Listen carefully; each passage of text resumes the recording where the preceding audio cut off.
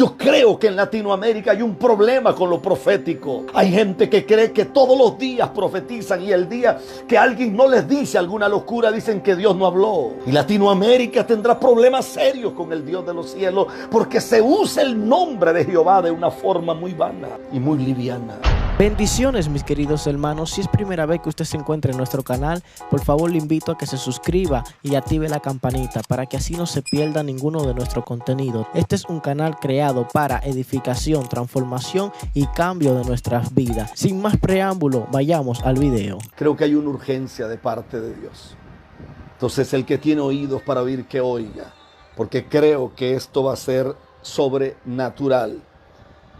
Cuando yo leo la epístola a los Hebreos, el apóstol dice en el capítulo 2 que es necesario que con más diligencia atendamos a las cosas que hemos oído, no sea que nos deslicemos.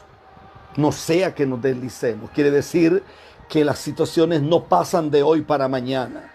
Empiezo diciendo que pequeñas infidelidades engendran grandes desgracias. Que yo no podría o no puedo, no me es permitido, puedo hacerlo, pero tiene consecuencias. Hay un problema muy grande cuando yo coqueteo con aquello que el Padre aborrece. Todos empezamos en el área de los sueños, todos. No hay un solo hombre, no hay una sola mujer que haya llegado lejos en Dios, que haya nacido grande, nadie. Todos nacimos siendo personas insignificantes. Muchas veces ni siquiera nos miraban. Algunas veces ignorados, puestos en una esquina. Y allí empezó a ocurrir algo. Algún día alguien tuvo un sueño, alguien tuvo una visión. O de repente alguien recibió una palabra de parte del Señor por la forma que haya venido. Ya sea por la radio, por la televisión o por alguien que tuvo un influjo divino. Y esa persona le dijo, dice el Señor esto. Y ahí se activa algo que es el poder de los sueños. Y me llamó mucho la atención lo que es el poder de los sueños. Porque el poder de los sueños dice que quien no sabe para dónde va, cualquier camino es bueno. El poder de los sueños dice que el don más grande dado a los hombres es la capacidad de soñar en medio de un desierto donde no hay una gota de agua. El poder de los sueños hace que yo pueda sonreír frente a la adversidad. Todo lo que hoy tenemos, los inventos, todos los adelantos científicos, arquitectónicos, todos los adelantos a nivel médico, todo lo que tenemos hoy sobre los logros sociales, los logros económicos, nacieron de que alguien soñó que se podía hacer. Todo lo que hoy vemos obedece al poder de soñar. Cuando empezamos en esto, nadie nos vendió la historia completa. Nadie nos dijo que en el camino lloraríamos. Nadie nos dijo que en el camino algunas veces nos sentiríamos traicionados. Pero eso era parte de esto. Y me llama la atención el poder de los sueños porque dice que los sueños hacen que lo invisible sea visible. Dicen que los sueños hacen que lo desconocido sea real. Los sueños tienen el poder de hacer que el sufrimiento y la desilusión sea algo que yo puedo soportar. Dice que los sueños hacen, oiga qué fuerte es esto, dice que los sueños hacen que yo fije mi vida no en el problema que tengo frente a mí, sino en la promesa que salió de la boca de Dios. Cuando estaba estudiando esto, empecé a entender varias cosas. Martin Luther King dijo que los sueños producen carácter, que van a haber momentos en que te sentirás como José, sin fuerzas. Van a haber momentos en que te sentirás como Jeremías, metido en una cisterna. Van a haber momentos donde te sientas metido en el horno de fuego, como Sadrach, Mesach y Abednego. Van a haber momentos donde te sientas como Daniel en el foso de los leones. Pero el poder de los sueños te hace creer que Dios en medio del desierto está, como lo estuvo con Israel. Que en medio de la multitud puedes meter tu mano y tocar el talí de Jesús. Y puedes ser sano de un flujo o sana de un flujo de sangre.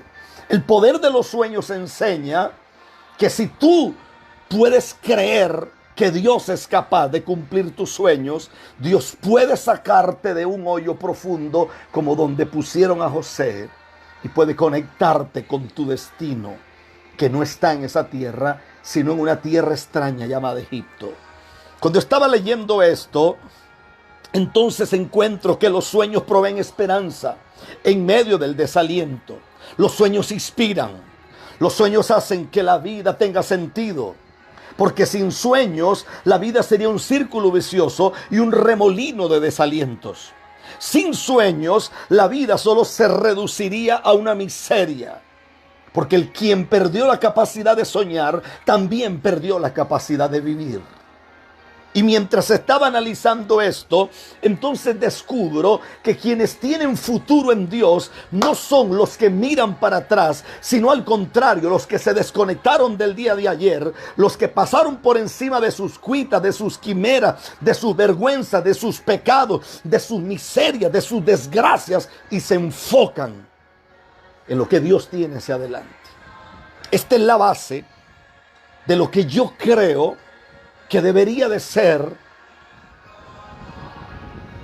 la vida nuestra. Un hombre llamado Juan de Dios Pesa escribió un poema que se llama Reír llorando. Y Juan de Dios Pesa dice: ¿cuántas veces, oiga qué interesante es esto, cuántas veces al reír se llora? Nadie en lo alegre de la risa fíe, porque en los seres que el dolor devora, el alma llora mientras el rostro ríe. El carnaval del mundo son breves mascaradas. Aquí aprendemos a reír con llanto y a llorar en medio de carcajadas. Me parece que esta es la realidad que tenemos hoy por hoy. Cuando yo abordo el tema de cristianismo en crisis, créame que me escribe gente de muchas partes de la tierra. Nos escriben hombres, nos escriben mujeres, nos escriben niños. Nunca imaginé que me escribieran niños de 8, 9, 7 años. Nunca imaginé, como la historia que recibí de una niña que yo le voy a llamar Débora, y le pedí permiso a ella para contar su historia. La historia de Débora me parece extraordinaria. Y me parece extraordinaria por lo que Dios hizo. Porque si Dios no hubiera intervenido, posiblemente Débora hubiera muerto hace muchos años. Débora nace en un hogar donde papá y mamá conocen a Jesús. Donde papá y mamá son llamados para ser ministros. Débora empieza a ver cómo el ministerio empieza a crecer. Débora empieza a mirar cómo su familia se levanta de madrugada para orar. Como en los ayunos de los sábados, toda la familia iba. Tempranito se levantaban, alistaban esos niños, la peinaban ella bien bonita. Hasta que un día, dice Débora, que aparece algo en el ministerio extraño. Y es que cuando había mucha necesidad, ellos buscaban mucho al Señor. Pero dice que aparece una mujer. La mujer, ella dice que Dios le envió al ministerio.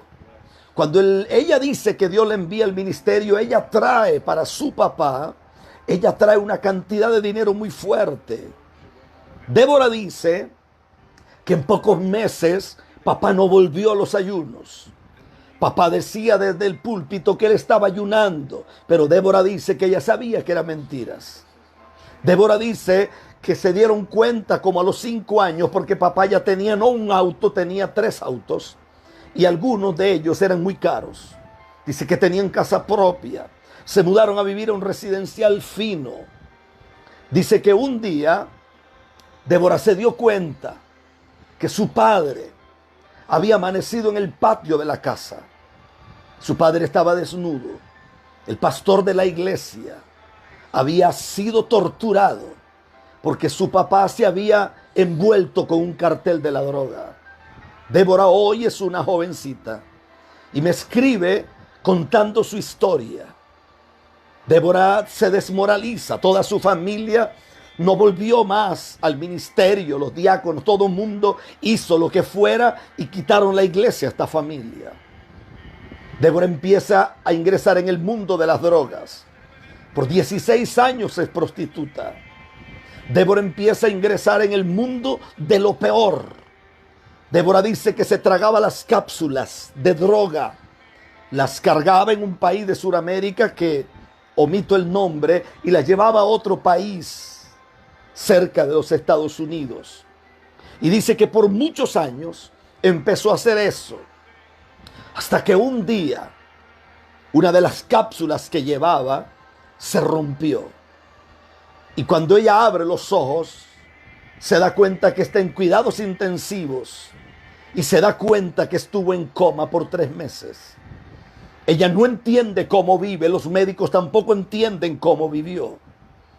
Pero dice que una noche los médicos habían quitado la mayoría de su estómago, habían quitado parte de los intestinos, habían órganos que realmente solo se mantenían por medio de una máquina, pero no tenían capacidad. Dice que una noche apareció un hombre y ese hombre le ofreció a Débora todo. Pero dice que ella se detuvo y le dijo, ¿quién eres?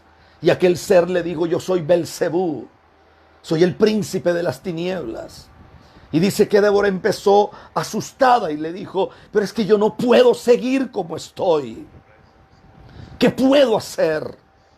Y dice que cuando de repente ella escuchó que todo empezó a brincar, dice que las mesas brincaban, la cama donde ella estaba empezó a brincar y aquel ser se retiró a una esquina con gran pavor. Dice que había un ser majestuoso y aquel ser le enseñó las manos y le dijo, yo soy el Rey de Reyes, soy el Señor de Señores. Y ella me dice a mí, pastor, quienes hemos hecho grande al diablo somos nosotros, porque cuando el rey apareció en cuidados intensivos, todos mis órganos muertos volvieron a la vida. Las máquinas empezaron a funcionar y los monitores empezaron a emitir ruidos de que algo había cambiado. 24 horas después, yo estaba fuera de cuidados intensivos, completamente sana. Entonces ella me dice a mí, Satanás le tiene miedo a Dios. Los demonios tiemblan ante el Rey de Reyes. Los demonios le tienen miedo a Jesús. Pero ¿qué pasa? ¿Qué pasa? ¿Qué ocurre? Cuando los mismos que teníamos sueños, cuando los mismos que íbamos los fines de semana a ayunar, ¿qué pasa cuando los mismos que íbamos a la montaña a buscar el rostro del Señor y nos tirábamos al piso a gemir?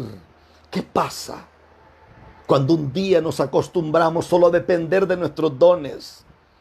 ¿Qué ocurre cuando un día nosotros perdemos el norte divino? ¿Qué ocurre cuando nos convertimos en profesionales del púlpito? A mí me sacude la historia de las 10 vírgenes. Me impresiona el libro de San Mateo. Y me impresiona las 5 vírgenes que les empieza a faltar aceite. Para mí el problema del aceite no es insensatez. Para mí la falta o la carencia de aceite es un problema de descuido espiritual. Si hay un pecado por el que Latinoamérica tendrá y tendremos que darle cuentas a Dios, es por haber usado el nombre del Señor en vano. Cuando Dios le habló a Gedeón y le dijo a Gedeón que saliera de una cueva, realmente Dios no estaba sacando a Gedeón de ese lugar, o por lo menos del lagar donde él estaba. Realmente Dios estaba sacando una nación entera. Porque el problema aquí no es que usted y yo cometamos un error. El problema es que de nosotros dependen miles. Puede ser que dependan ciudades enteras.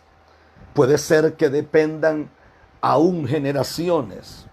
Puede ser que depende el llamado, dependan millones de personas. La pregunta es, ¿qué haremos? ¿Qué haremos? Porque para mí era un reto poder tocar el enchufe o el apagador para apagar el bombillo en mi casa cuando era un niño. Pero cuando yo crecí, ya eso no era un impedimento porque yo tenía la estatura para poder presionar y que la luz se encendiera o se apagara. Entonces el punto es que es normal encontrar a un niño poniéndose la camisa de papá o poniéndose el sombrero de papá. Es normal encontrar una niña que se pone los zapatos de mamá y le quedan grandes. Y aquí en Costa Rica hay un dicho, cuando las niñas salen así, le dicen la abuela zapatona. Eso es como algo del haber costarricense. Eso es normal. Lo que no es normal es gente adulta con actitudes de niños. Lo que no es normal es gente adulta que se comporta de una forma como si fueran inmaduros y no tuvieran la capacidad de poder comportarse como gente seria en esta tierra.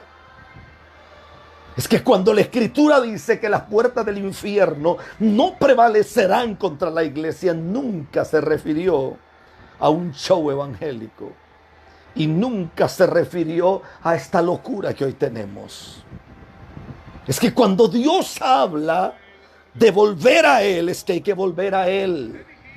A mí me sacude poderosamente cuando el apóstol Pablo le dice a los Gálatas: ustedes se habían alejado de la victoria del madero y se volvieron a las fábulas y a las obras de la carne. El apóstol Pablo dice a los efesios: mirad pues cómo andéis, no como necios, sino como sabios, aprovechando bien el tiempo, porque los días son malos. Pablo le dice a los romanos, capítulo 13, verso 11, que algunos hijos de Dios habían llegado a ser tan lascivos que se habían vuelto a glotonerías, a borracheras, a faulas, pleitos y contiendas. Es decir, lo que Pablo está diciendo es mucho más serio de lo que nosotros tomamos. Yo creo que en Latinoamérica hay un problema con lo profético. Hay gente que cree que todos los días profetizan y el día que alguien no les dice alguna locura dicen que Dios no habló. Y Latinoamérica tendrá problemas serios con el Dios de los cielos porque se usa el nombre de Jehová de una forma muy vana y muy liviana.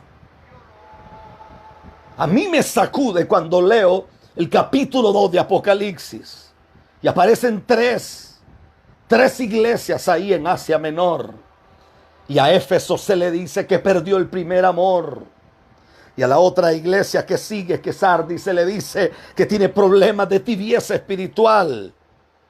Y aparece la Odisea con tibieza espiritual y aparece Sardis con muerte espiritual. Es que el problema no es que yo cometa un error. El problema es cuando me acostumbro a cometer errores.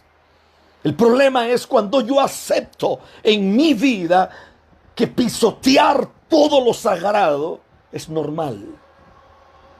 ¿Por qué? Porque los predicadores dejaron de ser un estorbo para el pecado. Usted va a muchas iglesias donde le hacen sentir que Dios está de acuerdo con todo. Hermano, no importa cómo usted llegó, el Señor lo ama así como usted viene. Eso es mentiras. Eso es mentiras. El Señor puede amar a un pecador que viene de la calle borracho, puede venir ebrio, puede venir lleno de droga, puede venir de lo que sea. Pero a alguien que conoce la palabra y le gusta y le encanta pisotear lo santo, no me venga con el cuento que el Señor lo recibe como venga. Eso es mentira. Porque la Biblia dice en Apocalipsis, la Biblia dice en Hebreos capítulo 10, verso 31, dice: cosa horrenda o horrenda cosa es caer en manos de un Dios vivo. Y los versos anteriores dice: cuánto mayor castigo pensáis que recibirá aquel que tuviese por inmunda la sangre del pacto, por inmundo el nombre del Hijo de Dios, y pisoteare la sangre del pacto, hiciera afrenta al Espíritu de gracia. Cuando yo estoy leyendo esto, a mí me sacude. Esto me hace gritar. Esto me hace temblar. Porque parece que todo empieza con un sueño.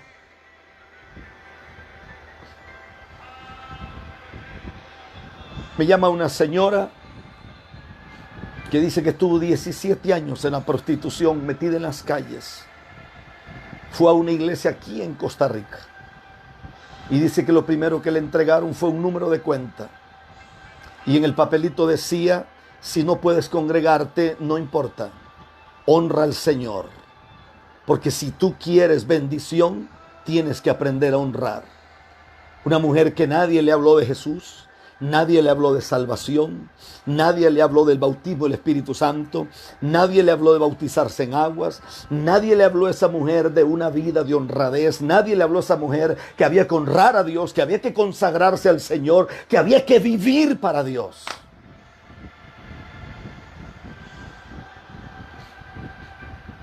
Allá en Cali, Colombia, un señor que dice que es apóstol, dijo: es que ese Rafael Ramírez está en contra de los apóstoles. No, mi niño.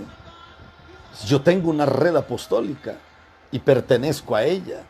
Y son miles de hombres y de mujeres que sirven a Dios. Y de vez en cuando les mando una palabra a todos ellos. Yo creo que existen hombres que han sido llamados por Dios. Yo no tengo problemas. Con lo que tengo problemas es con la inmundicia. Con lo que tengo problemas es con la brujería que se practica en las iglesias evangélicas. Tengo problemas, ¿por qué? Porque yo estaba en Brasil. Denle en compartir porque voy a entrar en una cosa violenta. Bendigo a la pastora Paola Oñate allá en La Guajira, eso es en Colombia. Bendigo todo ese montón de gente hermosa, Coicoy. Un honor poderles saludar en esta tarde. Denle en compartir porque vamos a reventar estas redes. Necesito que ustedes corran y le den compartir esto porque voy a soltar una bomba. Estaba en Brasil en un evento de millares de personas y me habían invitado para ministrar. Y recuerdo que pasó una mujer a testificar, y cuando esa mujer pasa a testificar, a mí se me voló el cerebro porque yo nunca escuché algo así. La presentan a la mujer porque dicen que ella conoce a Jesús y que ella se convierte a Dios.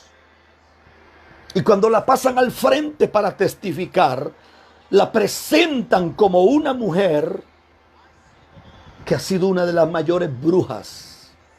Una de las mayores brujas. Estamos hablando de una bruja de alto rango.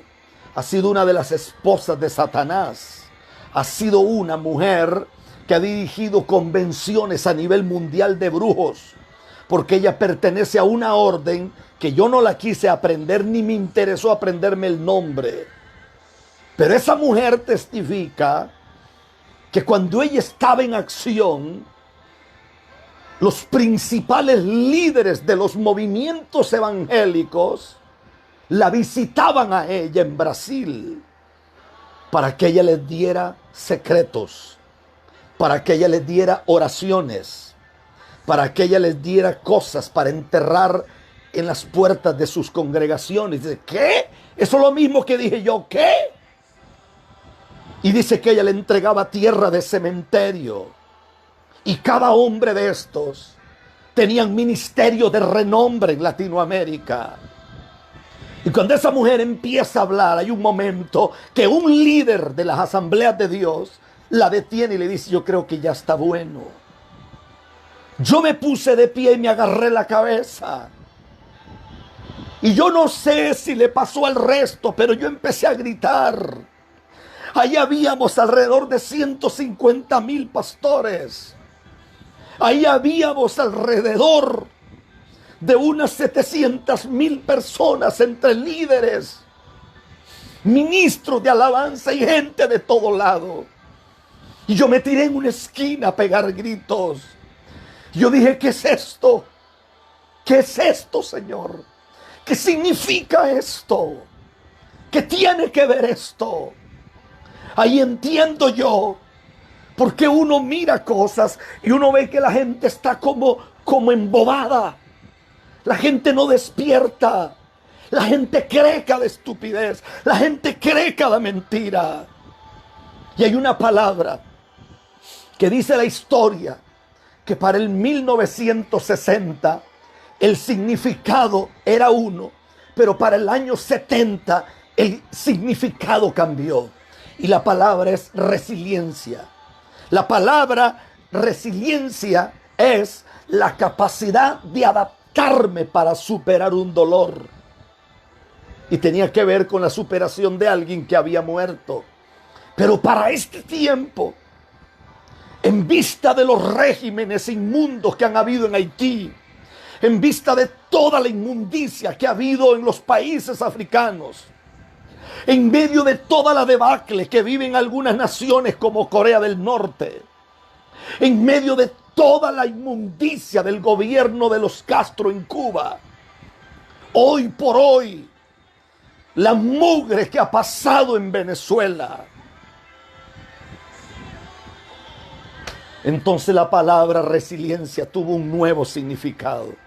Y parece que resiliencia es la capacidad de adaptarme a los momentos más difíciles y sacarles provecho a ellos. Uno se pregunta cómo vive la gente en Venezuela.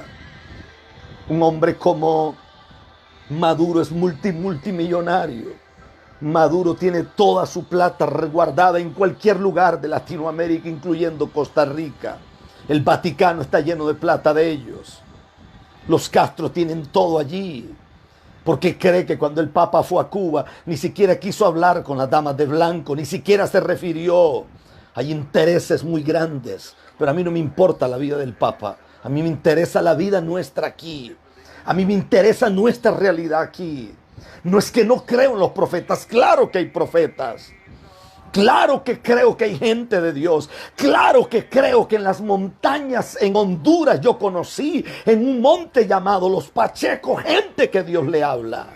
He visto gente en Brasil, he visto gente en Argentina, he visto gente en Cuba, sé de gente en República Dominicana, en Haití, he visto gente en todas las islas del Caribe. He visto gente en Puerto Rico, sé de personas en Chile, sé de hombres y de mujeres en el Uruguay, en el Paraguay. He visto gente en Perú, los he visto en Bolivia, los he visto con mis ojos, gente en Ecuador, gente llena del Espíritu Santo en Colombia. He visto gente llena de Dios en Panamá. He visto gente aquí en Costa Rica. Hemos estado teniendo unos ayunos. Claro, con todas las medidas y todo. Pero llega gente tan golpeada. ¿Y usted cree que lo golpeó el diablo? No. ¿Usted cree que lo golpearon los demonios? No. ¿Usted cree que lo golpearon los brujos? No. Los golpearon la gente que predica prosperidad. ¿Usted está en contra de la prosperidad? No. Porque obviamente Dios a mí me ha bendecido con mis hijas. Pero nunca me bendijo sacándole plata a los evangélicos. Me bendijo porque me dio la capacidad de pensar y de trabajar de sol a sol. Por eso tengo autoridad para hablar. Y en medio de lo que está ocurriendo, y en medio de lo que está pasando, estaba escuchando una prédica de David Wilkerson. Y Wilkerson dice, cuando estaba vivo obviamente, que la inmensa mayoría de pastores en el mundo, el 99%, y póngale algunos ceros y una coma ya bien lejos, no oran. No oran. Por eso es que usted mira cantidad de pastores muriendo de infartos, pastores llenos de toda la diabetes que puede haber, pastores con problemas de apnea del sueño, pastores que tienen problemas de circulación, porque la gente de ayuno y de oración, aunque a usted le parezca una locura, el ayuno tiene el poder de sanar. El ayuno tiene el poder de traer vida a los hombres. El ayuno tiene el poder de hacer que la artritis se vaya. Los médicos dicen que el ayuno sana más de 60 males. Hay un secreto en volver a estar en intimidad con Dios. Por eso la Biblia dice, vuelve en amistad con el Altísimo y entonces te edificará. Lo contrario a edificar es que estés caído. Por eso hay gente que está arruinada, que está caída. Hay gente que no se levantará porque no está en amistad con Dios. Hamakaba Shanda la vasaya. A mí me dan ganas de gritar cuando yo leo en la Biblia que el Espíritu de Dios se había apartado de Sansón y Sansón no se dio cuenta. Sansón no tenía idea de lo que pasaba. Me dan ganas de gritar. Por eso Gálatas dice que Pablo le dice a la iglesia que está en Galacia, le dice: ustedes empezaron en el Espíritu y terminaron en la carne. Aquí Costa Rica está lleno de cientos de iglesias así. Cientos. Que usted los buscaba a las 5 de la mañana, estaban tirados en el altar de Dios. Cuando ya empezaron a tener gente, y le voy a hablar como costarricense, cuando ya tuvieron un carrito, cuando ya tienen el arroz y los frijoles seguros y algún pedacito de carne, entonces ya la gente se siente que coronaron. Porque cada uno levantó su pequeño reino y cada uno levantó sus pequeñas influencias. Y tienen un sistema corrupto donde le dicen a la gente que tienes el privilegio de estar en mi círculo de hijos.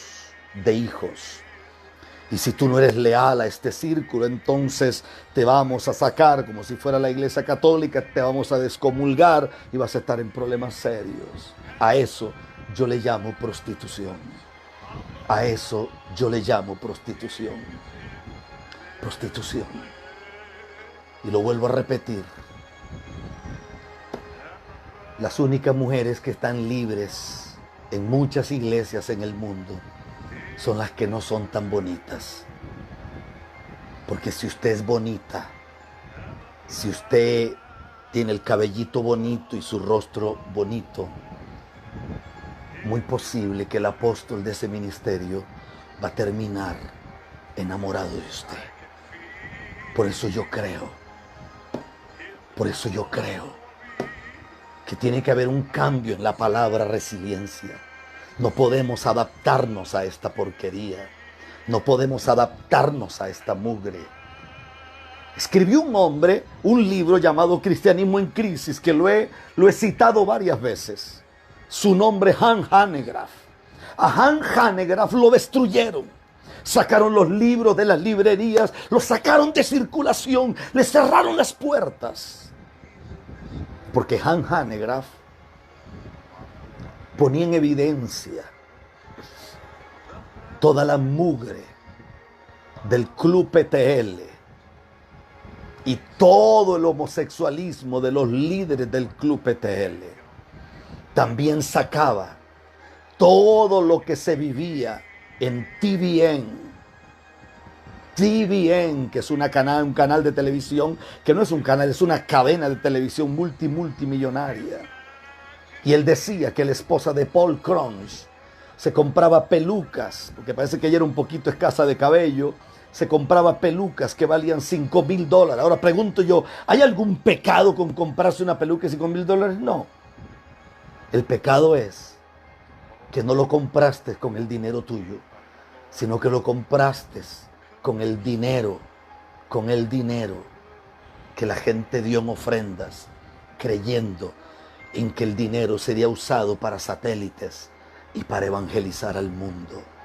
Ese es el pecado. El pecado es cuando un ministro en Guatemala tiene un montón de carros de colección, colecciona relojes Rolex, colecciona relojes Bentley, colecciona relojes Audemars Piguet, colecciona lo mejor y los tiene de colección como 300 relojes, mientras hay gente en su iglesia que tienen que caminar porque no tienen ni siquiera para pagar el pasaje del bus. Ese es el pecado. Que usted viva como un rey no hay problema, pero que su pueblo viva como es digno de vivir. Pero si en su casa pasa lo que pasa la de un ministro en Medellín, Colombia, que la casa de él es toda una cuadra que pertenece al ministerio Maranata, y invitó por primeras veces a algunos hermanos de la iglesia. Y él tiene carros de último modelo, pero para ir a la iglesia va en un carro viejito para que la gente crea que él es el pobre pordiosero y que pobrecito, y recogen 4 ofrendas en los cultos. Y cuando la gente llega a la iglesia de él, se da cuenta que tiene este helicóptero, que lo han metido preso varias veces porque la misma ley dice que es narcotraficante, pero no le pueden probar nada. Y la casa de ese hombre, hasta los grifos donde se bebe agua son bañados en oro. Y usted me dice a mí, pero toda la gente es iglesia rica. No, hay un montón de gente que vive vendiendo chile dulce o pimentón, vendiendo cebolla, cebollines en el mercado, vendiendo yuca.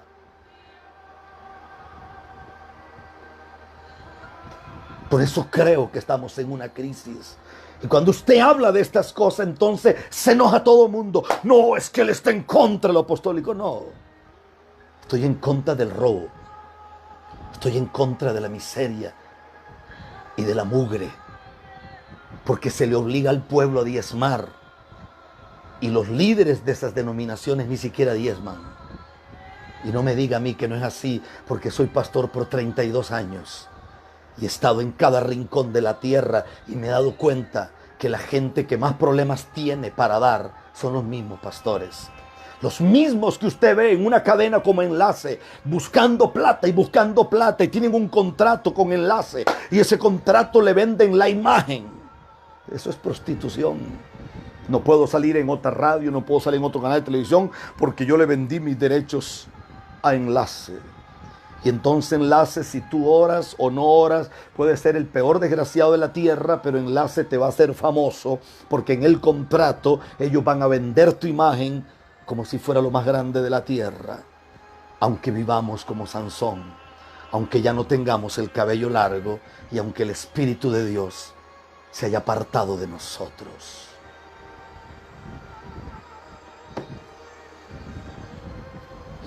¿Sabe dónde viene el cuento de yo lo recibo, yo lo recibo?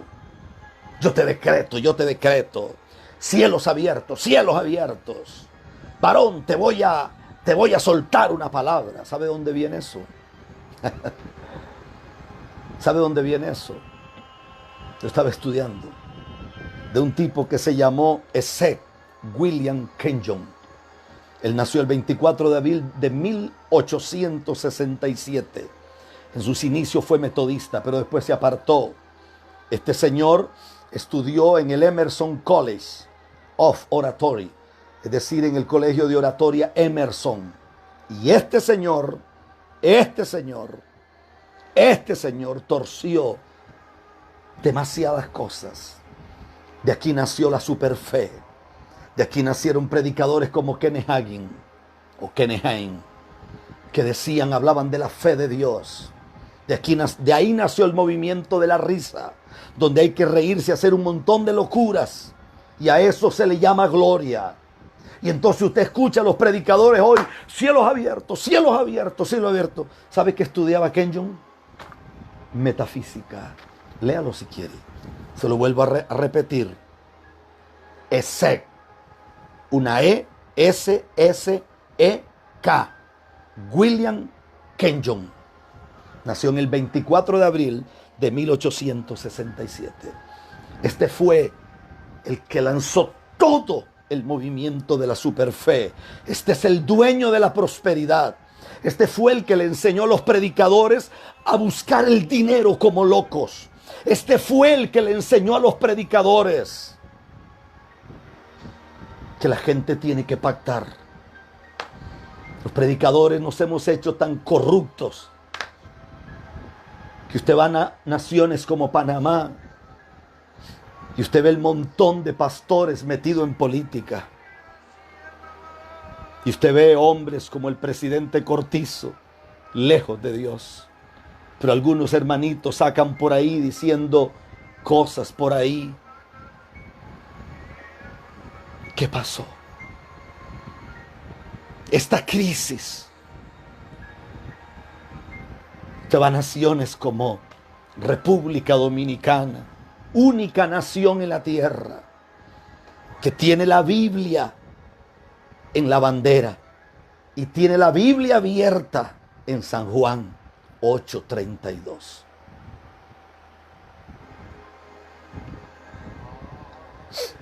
Pero ahorita usted ve ministros. La nación está a punto de irse a un caos. Un señor llamado Gonzalo estuvo con un grupo de pastores y un par de horas después estaba con un brujo. Eso es público. El otro señor, Abinader o Abinadar, no sé cómo se llama, Abinader, es pro LGTI y tiene a un pobre loco que se cree mujer. Qué cosa más horrible es un hombre queriendo ser mujer. Es que son súper feos, feísimos son.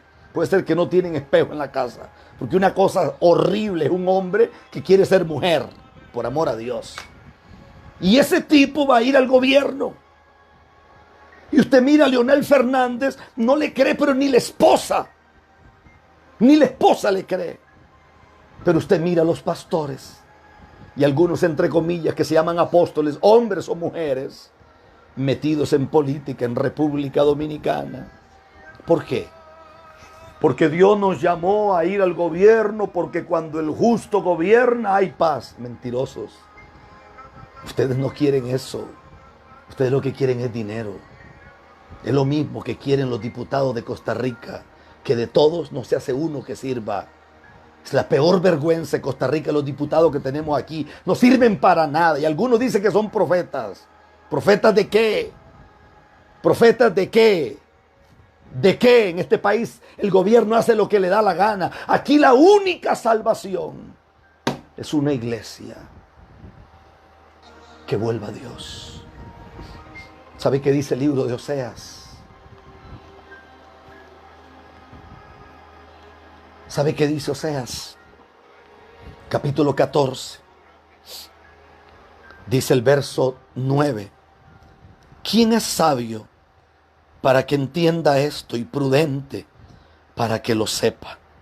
Porque los caminos de Jehová son rectos y los justos andarán por ellos, mas los rebeldes caerán de ellos.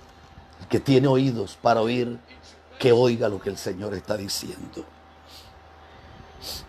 Mire lo que dice el libro de Joel,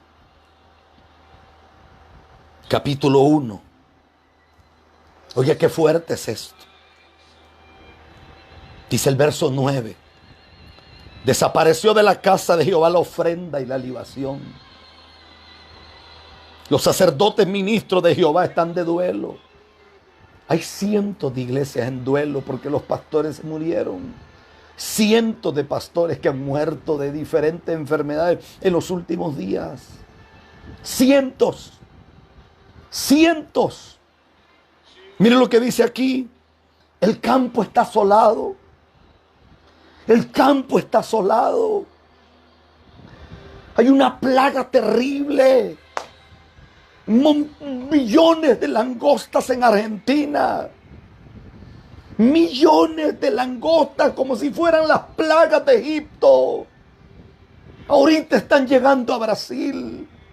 Hoy aquí en Costa Rica pasó lo que no pasó.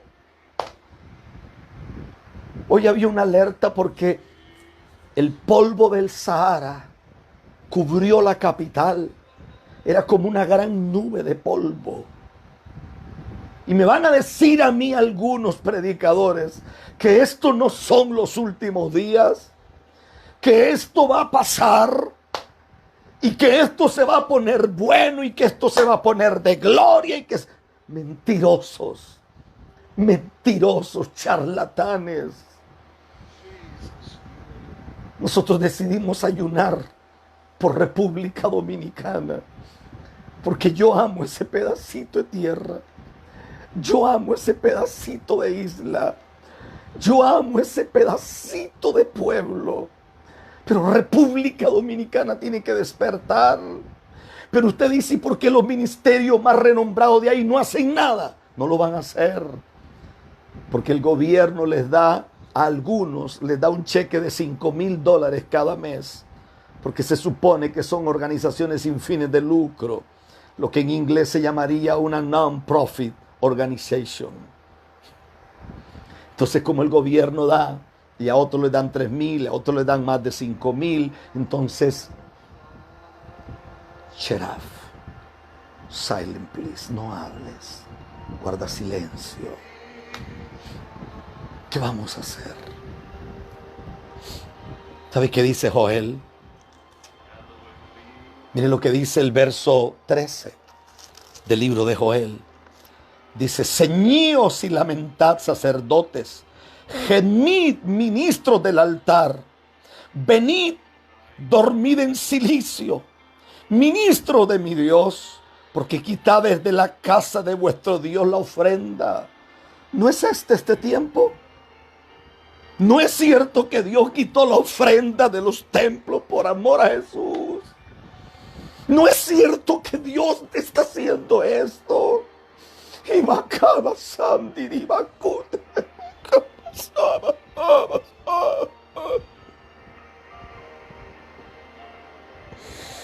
¿Quién despierta? ¿Quién abre los ojos? Usted no tiene idea la cantidad de pastores que me escriben a diario. Pastores llorando me dicen: ¿sabe algo? Yo nací de nuevo en esta cuarentena porque yo era un hijo del diablo. Hoy recibí la llamada de un hombre con una congregación gigante y llorando me dijo: por primera vez tengo 15 días de estar en ayuno. Ya yo no ayunaba. Yo solo vivía de shopping en shopping, de mall en mall, de tienda cara en tienda cara. Mi esposa vive en una fantasía de cuál es la cartera nueva que salió al mercado, cuál es el zapato nuevo. Hay que estrenar los fines de semana. Y entonces la pastora, aunque esté rara y use las uñas así, rarísimas, cuando llega al parqueo, tiene 4 tontitas que le dicen: ¡wow! ¡Qué linda que se ve mi pastorcita! Porque vivimos en ese nivel de desgracia, vivimos en ese nivel de miseria, vivimos en ese nivel de ruina, vivimos en ese nivel de escasez. Mire qué dice Joel: ¡ay del día! Porque cercano está el día de Jehová y vendrá como destrucción por el Todopoderoso. Oiga, qué fuerte es esto. ¿No fue arrebatado el alimento de delante de vuestros ojos? La alegría y el placer de la casa de vuestro Dios. El grano se pudrió, dice Dios. Debajo de los terrones los graneros fueron asolados, los alfolí destruidos porque se secó el trigo. ¿Cómo gimieron las bestias? ¿Cuán turbados estuvieron los hatos de los bueyes porque no tuvieron pasto? Esto está pasando ahorita. Por donde pase ese montón de langostas se comen todo. Los animales están gritando, están gritando. Pero usted escucha gente diciendo que vienen días buenos. Uf, vámonos para la playa, vámonos a hacer una carne asada, y si es salvadoreña mejor, y le ponemos un chimichurri, un pico de gallo, compremos unas tortillas o las hacemos en casa. Vamos, hagamos una comida buena. No, es tiempo de humillarnos y es tiempo de correr. ¿Sabe qué impuso Kenyon? Torció los textos, milagros fingidos, falsificaron a Jesús, falsificaron al Rey de Gloria. Por eso el poema dice: ¿cuántos hay que cansados de la vida, enfermos de pesar, muertos de tedio, hacen reír como el actor suicida sin encontrar para su mal remedio? ¿Saben qué nos hemos convertido los ministros? En marionetas, en títeres. Los hombres de Dios deberíamos de estorbar el pecado. Los hombres de Dios deberíamos de tener una vida y un nivel de integridad que cuando la gente te vea, la gente diga: yo quisiera vivir como vive esa mujer. No con estas ropas locas que se ponen las predicadoras hoy, que usted no sabe si al altar van a predicar o a exhibir el cuerpo que tienen. Y en vez de que la gente reciba la palabra, los muchachos lo que tienen es sueños sucios con la pastora, porque la pastora es una indecente que no conoce respeto por la casa de Dios.